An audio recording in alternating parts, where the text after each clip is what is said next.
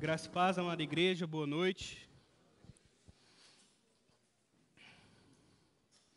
É sempre um prazer estar compartilhando a palavra do Senhor, estar aprendendo mais das Escrituras. Convido então a igreja para a nossa mensagem de hoje, que esteja abrindo as Bíblias no Evangelho segundo Lucas, no capítulo 18, onde nós faremos a leitura dos versos 9 a 14.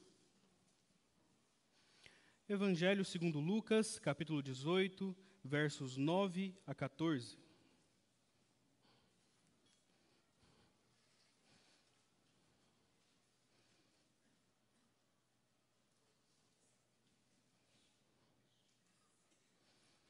Assim nos diz a palavra do Senhor no Evangelho segundo Lucas, capítulo 18, a partir do verso 9.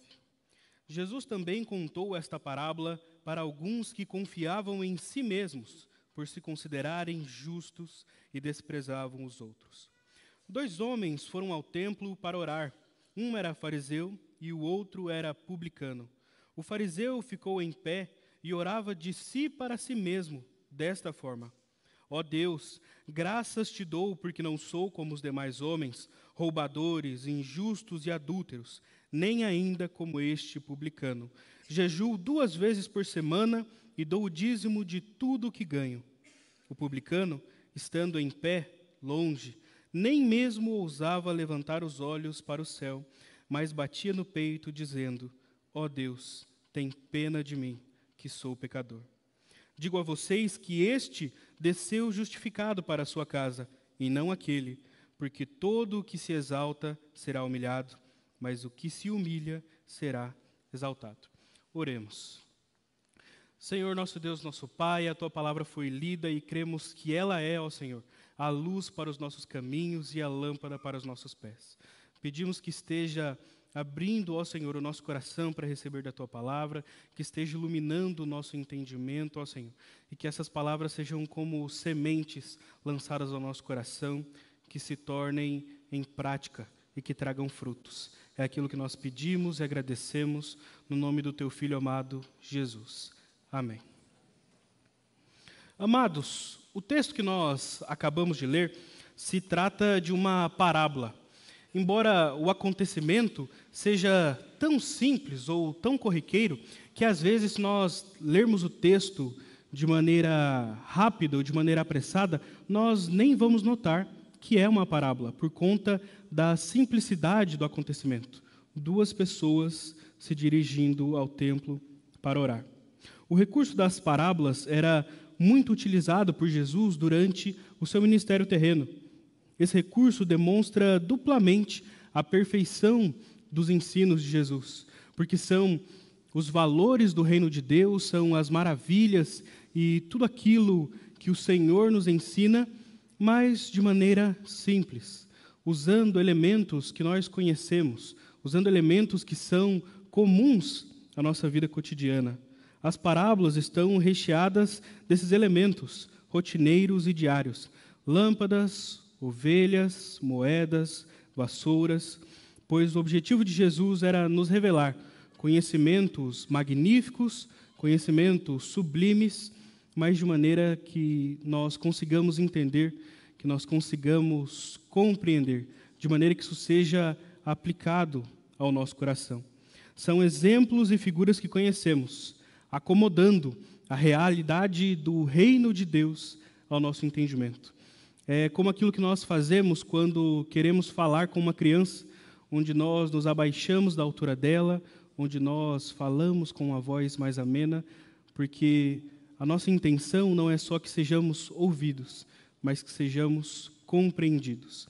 Então, todo esse ensinamento maravilhoso da parte de Deus através das parábolas fala ao nosso coração com simplicidade, fala ao nosso coração com singeleza.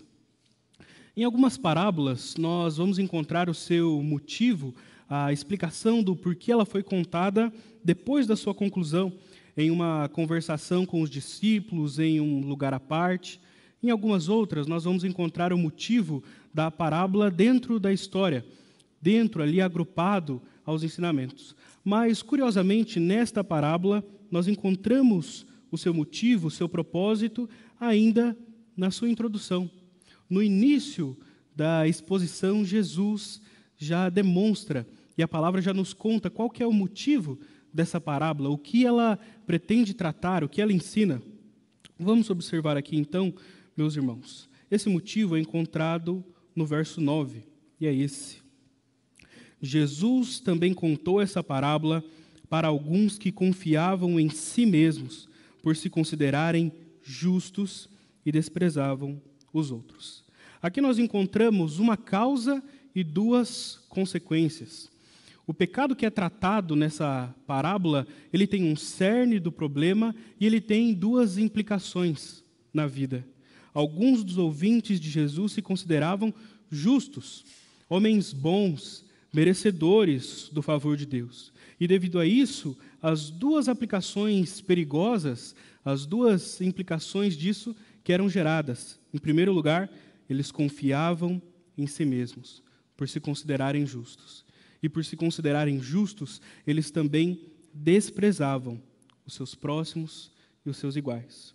E é por isso que Jesus conta essa parábola, para que a questão seja tratada e para que a realidade do reino de Deus subjugue e apague as nossas ideias, aquilo que nós pensamos de nós mesmos e sobre o nosso próximo. É sabido, meus irmãos, que a realidade nem sempre faz jus às nossas ideias, aquilo que nós pensamos e que nós imaginamos, principalmente no que tange a nós mesmos. Acredito que eu posso falar aqui com relativa tranquilidade, que cada um de nós, em alguma situação da vida, já confiou demais na nossa habilidade, no nosso conhecimento, naquilo que nós poderíamos fazer, e por conta disso nós fomos envergonhados. Ou, trazendo para um exemplo prático, qual motorista aqui que nunca disse com confiança, sem dúvida, sem vacilar, não, sim, eu sei o caminho. E depois de alguns minutos, teve que dizer com a mesma veemência, com a mesma confiança, sim, nós estamos completamente perdidos. Não faço a menor ideia de onde nós estamos. A confiança própria, ela é uma coisa muito perigosa e ela gera consequências. Às vezes, as consequências vão ser 5 minutos, 30 minutos a mais na estrada, mas quando a confiança própria tange as questões espirituais, as consequências são muito piores e elas podem ser devastadoras e destruidoras para a nossa vida espiritual. Dessa forma, nós entendemos que a nossa confiança e a nossa fé não pode ser depositada em nós mesmos, mas ela precisa ser depositada em outro, em Deus, no nosso Senhor. E apenas através da palavra nós saberemos como podemos confiar unicamente em Deus para a nossa salvação, se a nossa tentação é confiar em nós mesmos e nas nossas habilidades. Para responder essa pergunta, meus irmãos, vamos voltar ao texto algumas vezes, pois essa parábola de Jesus sobre o fariseu e o publicano nos traz ensinamentos valiosos sobre a confiança em Deus e sobre a natureza da nossa salvação. Vamos ler mais uma vez, então, os versos 10 a 12. A partir do verso 10. 2 homens foram ao templo para orar. Um era fariseu e o outro era publicano.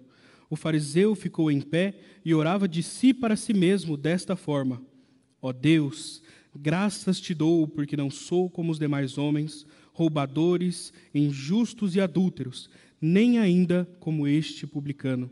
Jejuo 2 vezes por semana e dou o dízimo de tudo o que ganho. A primeira lição que nós encontramos na palavra de Deus aqui é: não se veja como justo. Não se veja como alguém justo e perfeito. O verso 14 que nós lemos no início da exposição aqui já nos revela que esse homem, o fariseu, não desceu para casa justificado. Ele não alcançou o favor de Deus, não encontrou a misericórdia de Deus. Mas quem é esse homem que não foi tocado pelo Espírito Santo? Embora hoje nós tenhamos uma visão muito específica sobre os fariseus e sobre o farisaísmo do tempo de Jesus, E isso já soa aos nossos ouvidos quando nós falamos em fariseu como algo que é apenas para fora, algo que é apenas de imagem. Eram pessoas que eram hipócritas, religiosos, mas no tempo de Jesus, a visão não era esta. A visão que os judeus tinham ainda era uma visão muito idealizada. Aqui, quando Jesus fala sobre o fariseu, ele não está trazendo um exemplo de legalismo ou de hipocrisia, mas ele quer trazer aos seus ouvintes um exemplo de pretensa perfeição. A imagem que os fariseus tinham de si mesmo e que as outras pessoas tinham dos fariseus era de uma pretensa perfeição.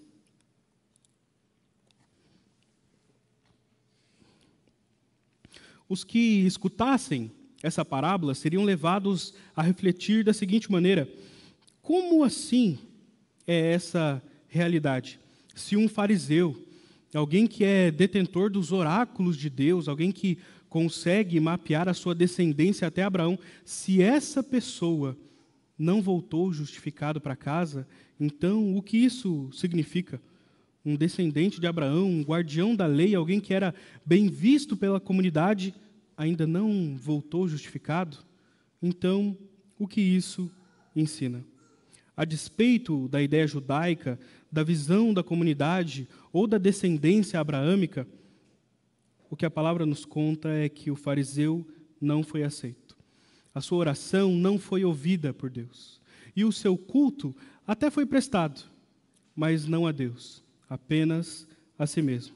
Então, o que há nessa oração do fariseu que nós lemos? O que há nessa oração, o que há nessa proclamação que é de si para si mesmo?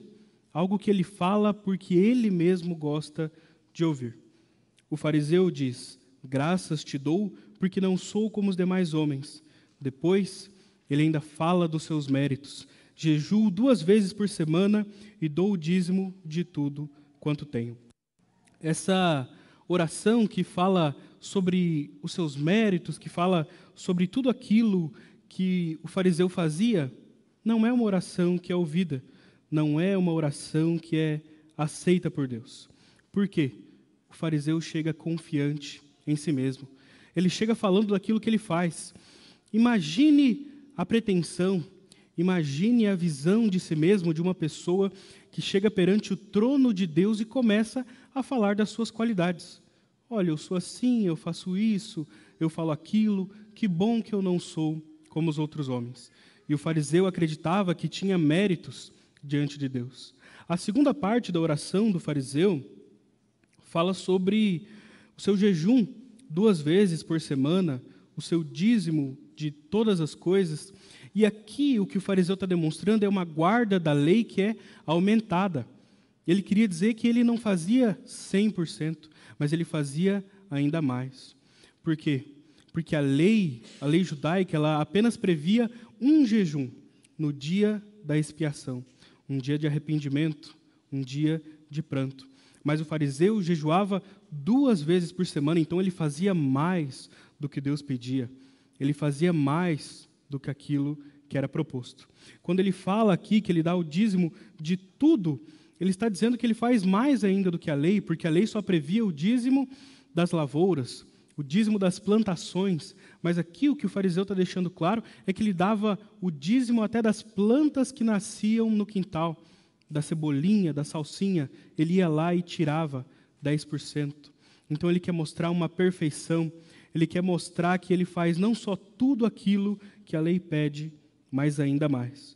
Um homem em tese perfeito, sem erros, sem falhas, que era visto dessa maneira pela comunidade e que também se via dessa maneira.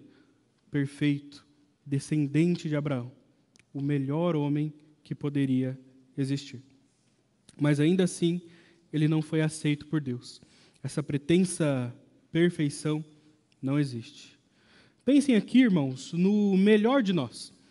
Pense no homem ou na mulher mais crente que você conhece, a pessoa mais abençoada, mais bondosa, alguém que transparece as bênçãos de Deus na terra, alguém que talvez no tempo do Senhor Jesus seria visto como um fariseu ou alguém da lei, alguém que que transpassava essa imagem de perfeição. Ainda essa pessoa, meus irmãos, não pode ser considerada justa diante de Deus pelos seus próprios méritos, pelas suas ações, pelas suas doações ou pelo seu trabalho. A guarda da lei, o dízimo, as ofertas, as boas ações, esmolas, empenho religioso ou até o trabalho na igreja, o trabalho específico na igreja, nenhuma dessas coisas pode comprar o favor de Deus. Nenhuma dessas coisas pode cumprir essa função, porque essa não é a função delas. E a nossa dívida com Deus, a nossa dívida por conta do pecado, é grande demais para que seja sanada por qualquer coisa que nós possamos fazer. O fariseu era perfeito aos olhos dos seus irmãos. Ela era elogiado pela comunidade e achava que tinha motivos para ser aceito por Deus, pela força dos seus braços, pelo valor das suas ofertas, ou até pelo sangue que corria em suas veias. Mas não foi isso o que aconteceu. A Bíblia nos fala que o fariseu voltou para casa sozinho, acompanhado dos seus títulos, dos seus elogios, dos seus triunfos, mas sem a presença de Deus. E essa, meus irmãos, é a sentença de todo aquele que acha que consegue abrir os portões do céu pelas suas próprias forças, pelos seus próprios méritos. E isso deve habitar o nosso entendimento. Qualquer um que se julgue bom o suficiente para o céu, ficará de fora dele. Qualquer um que se julgue digno de habitar com Deus pelos seus méritos, não morará com o Senhor. Qualquer um que queira pagar a sua dívida com Deus com os seus próprios recursos, não alcançará nunca esse valor. Nós não somos, meus irmãos, pelos nossos próprios méritos, pelas nossas ações, pelo nosso trabalho, considerados como justos diante do Senhor. Não é isso que nos justifica. A segunda lição, meus irmãos, que nós encontramos nesse texto, ainda sobre as ações do fariseu, é: não se veja como mais justo do que os outros. Se nós notarmos bem a oração do fariseu, não é que ele não conhecia o conceito de pecado, não é que ele não conhecia a maldade humana, ele apenas não aplicava a si mesmo. Nós vemos na sua oração ele falando que os homens são roubadores, injustos, adúlteros, e a sua gratidão é por não ser como eles. Então, o fariseu conhecia o pecado, conhecia a natureza humana, mas ele não conseguia ver ela em si mesmo. Ele conseguia ver apenas o defeito dos outros, dos seus próximos. E essa postura também é condenada por Jesus. Muitas vezes a confiança própria vai gerar no nosso coração um desprezo pelos outros. Ela não leva só a uma postura deturpada com o nosso Senhor, mas ela nos leva a uma postura deturpada com os nossos próximos, com os nossos irmãos, ou com aqueles que o Senhor nos coloca em dívida para que nós preguemos o Evangelho, para que nós os alcancemos. Uma informação interessante, meus irmãos, é que a expressão final usada aqui por Jesus nessa parábola, ela aparece em outros lugares da Escritura. Quem a si mesmo se exaltar será humilhado, e quem a si mesmo se humilhar será exaltado. Em Lucas 14, essa expressão aparece falando sobre um banquete de casamento, sobre alguém que chega no banquete e toma o lugar mais importante, mais especial, e por conta dessa confiança no seu valor, essa pessoa é humilhada e depois tem que ir para mais longe. Em Mateus, capítulo 23, Jesus a usa para falar de como os escribas e fariseus queriam ser vistos pelos outros, ser considerados como os descendentes de Abraão, os guardiões da lei de Moisés. E quando Jesus olha essa postura, o que ele diz é: quem a si mesmo se exaltar será humilhado, e quem a si mesmo se humilhar será exaltado. Infelizmente, esse pensamento de diferenciação, de diferença de valores, a visão que nós somos melhores do que alguém ou maiores do que alguém, ainda nos tenta, meus irmãos. Esta não é uma questão vencida. Muitas vezes, essa é a nossa tentação, essa é a nossa queda. Mas a palavra nos ensina claramente que essa diferença não existe. O fariseu se alegra por ser diferente dos adúlteros e roubadores. Ele se alegra porque ele não faz aquelas coisas. E talvez a nossa confiança, talvez o nosso orgulho esteja na nossa santidade. Talvez o nosso orgulho esteja que aqui, domingo de noite, nenhum de nós está nos bares, nos lugares duvidosos ou perambulando pelas ruas. Mas ainda assim, a Bíblia nos fala que aqueles que estão nestes lugares são salvos pela mesma graça e pela mesma misericórdia que nós. O fariseu se alegra por não ser um traidor da pátria, como o publicano, que cobrava dos seus irmãos, que extorquia os seus irmãos. E talvez o nosso orgulho esteja em coisas parecidas. Talvez a nossa confiança esteja em que nós estamos do lado certo da sociedade, em que nós votamos no político certo, ou em nós termos uma família de nome, uma verdadeira referência. Mas o que a Bíblia nos fala, meus irmãos, é que para nossa salvação, essas coisas não significam nada. Aquele crente que é crente há 30 anos, que tem uma linda história com o Senhor e pode contar diversos testemunhos de tudo que aconteceu na sua vida, é salvo pela mesma misericórdia e pela mesma graça daquele que se converte 1 minuto antes de falecer no seu leito de morte. Todos estamos em igualdade perante o Senhor, recebendo da sua graça e da sua misericórdia. A Bíblia é muito certa em colocar esses dois homens lado a lado. A parábola diz isso: 2 homens subiram ao templo com o propósito de orar, um fariseu e o outro publicano. E a despeito dos títulos ou da visão da sociedade, aquele que desceu justificado não era aquele que era considerado melhor, aquele que era considerado em mais alta conta, ou aquele que era referência.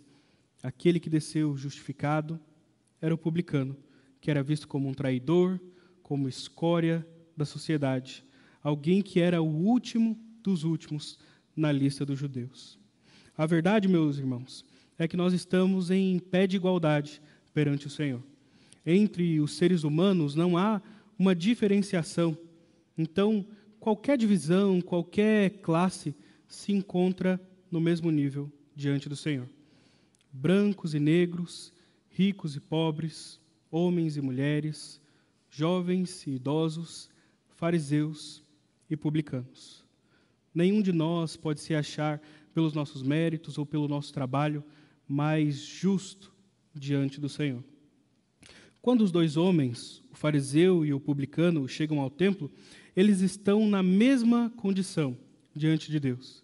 E me utilizando aqui de outros versos bíblicos, não há justo nenhum sequer.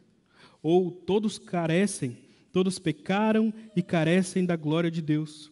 É o que nos ensina a carta de Romanos, falando sobre o nosso estado pecaminoso. A humanidade está em um único estado diante de Deus, mas apenas um daqueles homens sabia disso e recebia isso no seu coração. Que a semelhança do publicano, nós saibamos a nossa posição diante de Deus. A nossa posição diante de Deus é de pecadores, totalmente pecadores. E a nossa posição diante dos nossos irmãos é de iguais, totalmente iguais, em um único nível. E uma última lição que o texto nos chama a aprender e a confiar é que se não podemos nos ver como justos ou como mais justos do que os outros, aquilo que a palavra nos chama a entender, aquilo que a palavra nos chama a compreender e a crer é que não há justos, apenas os justificados. Leiamos mais uma vez, irmãos, os versos 13 e 14.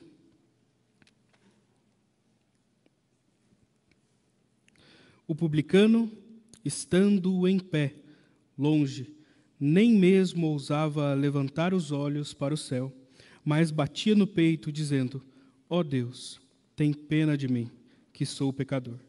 Digo a vocês que este desceu justificado para a sua casa, e não aquele, porque todo o que se exalta será humilhado, mas o que se humilha será exaltado.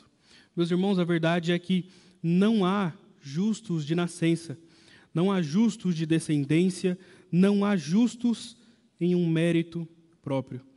Aquilo que existe, aquilo que a palavra nos conta, é que há apenas aqueles que foram justificados pela fé em um Deus que é justo.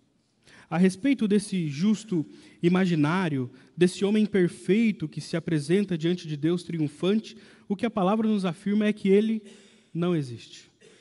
A respeito daquele que é melhor do que os outros, menos pecador, mais magnífico, o que a palavra nos ensina é que ele também não existe.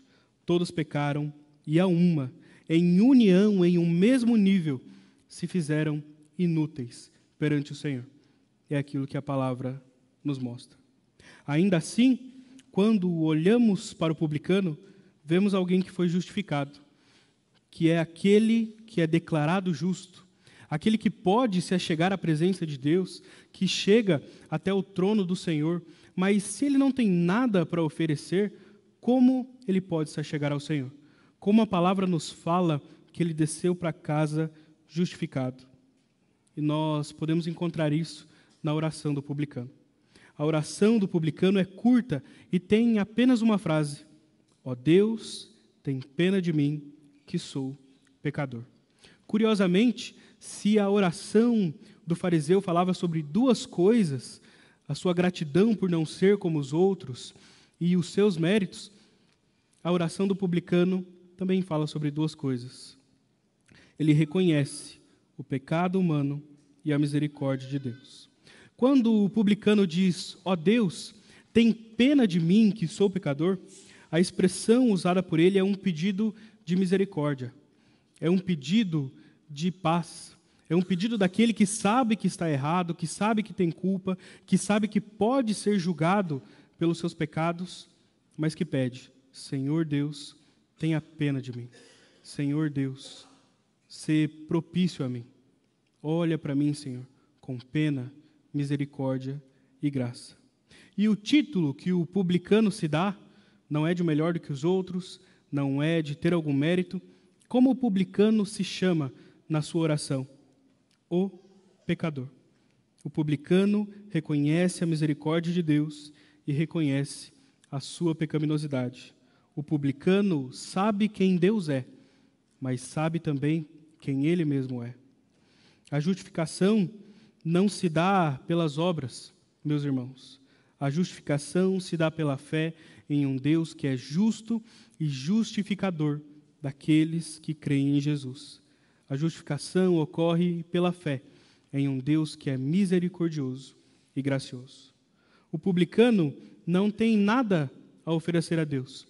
Ele chega de mãos vazias, mas sai carregando a sua salvação. Não pelos seus méritos, mas porque a sua confiança não está nele. A sua confiança está na graça de Deus. E é assim que cada um de nós pode ser justificado, pode receber esse espaço na presença de Deus, diante do trono, pode receber esse título de filho de Deus, somente pela fé na graça de Deus, somente pela fé em Jesus Cristo. Ainda que essa verdade pareça simples, meus irmãos, por vezes nós somos tentados a achar que nós merecemos algo pelos nossos méritos, pelas nossas obras, que elas vão valer alguma coisa diante do Senhor. Uma coisa interessante é que os ouvintes dessa parábola não são completamente identificados. Nós não sabemos aqui se Jesus estava falando apenas com fariseus, apenas com escribas, com sacerdotes. É muito possível que aqui houvessem muitos discípulos ouvindo, e que no coração de alguns desses discípulos estivesse essa tentação de querer que as suas obras sejam vistas, de querer que os seus méritos sejam levados em conta, de querer apresentar alguma coisa a Deus e achar que Deus devia ao discípulo por alguma dessas coisas. Por fim, o ensino da parábola pode ser resumido na última frase, naquela frase de aplicação: porque todo o que se exalta será humilhado, mas o que se humilha será exaltado. Usada em outros momentos por Jesus para falar sobre o nosso trato com o próximo, aqui essa sentença fala sobre o nosso trato com o próprio Deus. sobre como o próprio Senhor se relaciona conosco. Mostra qual é a realidade do reino dos céus e qual é a postura dos cidadãos desse reino. Aquele que se exalta, que pensa que obterá o reino dos céus pelas suas obras, pela sua linhagem, pelas suas ofertas, pelo seu trabalho na igreja, pelas suas esmolas ou boas ações. Aquele que garante abrir os portões do céu com a sua própria força, nunca passará por esses portões. Entretanto, aquele que se humilha, porém, aquele que reconhece a sua situação pecaminosa, aquele que sabe que não merece nada diante de Deus, aquele que somente pela fé roga pela misericórdia e graça, esse entrará no reino dos céus como convidado do Senhor, através da fé no sacrifício de Jesus. Concluindo, meus irmãos, o melhor dos homens não pode ser salvo pelas suas próprias obras, mas o pior dos pecadores, o publicano, ainda pode ser alcançado pela graça de Deus, ao se arrepender e crer somente em Cristo Jesus.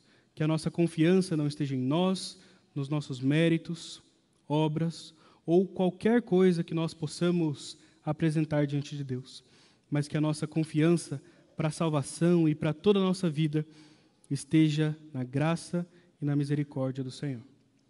Amém, meus irmãos? Estaremos orando mais uma vez. Senhor, nosso Deus, nosso Pai, obrigado, Senhor, por essa noite, por esse dia. Obrigado, ó Senhor, por ter ministrado aos nossos corações. Pedimos perdão pelos nossos pecados, erros e falhas, e em tudo aquilo, ó Senhor, que não confiamos no Senhor. Que a nossa fé esteja em Ti, que a nossa confiança esteja em Ti. Que o Senhor seja o alvo da nossa fé e que nós possamos descansar naquilo que o Senhor nos oferece, a sua graça e a sua misericórdia. Amém. Convido aos irmãos que se coloquem em pé. Nós receberemos a bênção e depois estaremos cantando o tríplice Amém.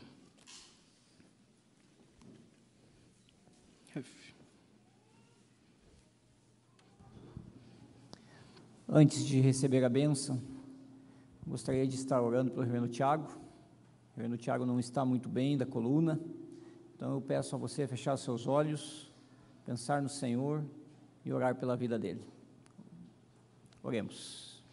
Pai bendito, Deus de amor, obrigado a Deus por esse tempo na sua presença, pela edificação por meio da tua palavra, mas também obrigado a Deus porque o Senhor traz a nossa consciência que devemos orar uns pelos outros. E no dia de hoje, ó Deus, pedimos pela vida do reverendo Tiago, que está, ó Pai, sofrendo de dores na coluna.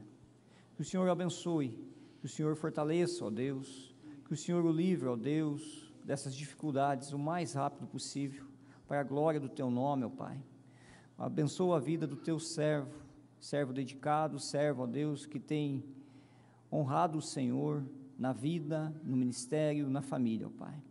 Cuida, ó Deus, fortalece, ó Deus, e cura-o, para a glória do nome do Senhor, em nome de Jesus. Amém. Receba a bênção do Senhor, e que a misericórdia de Deus, o amor incondicional do Senhor, e que a graça abençoadora de Cristo, justificadora da cruz, e que o Santo Espírito de Deus trabalhe no seu coração, repouse na sua vida, no dia de hoje, no dia de amanhã e para todos sempre. Amém. Amém.